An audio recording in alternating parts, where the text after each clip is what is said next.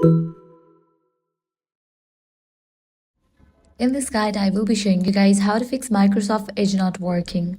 Let's get started. First thing you want to do is check your internet connection. For that, launch your settings, navigate to the option Wi-Fi. Make sure you have stable internet connection, or else what you can do is switch between network, Wi-Fi and mobile data. Also, you can toggle on for the option airplane mode, wait for a few minutes and then disable it. This will refresh your network.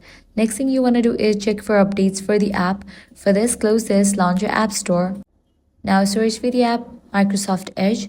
After app appears, if you find the option update, click on it and update the app to its latest version. Next thing you want to do is restart your device.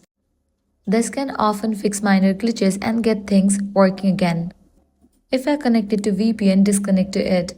Extensions can sometimes cause issues with the browser, so disabling them temporarily might help resolve the problem. And that's it. One of these solutions will definitely work out for you. If this guide helped you out, do not forget to like, share, and subscribe.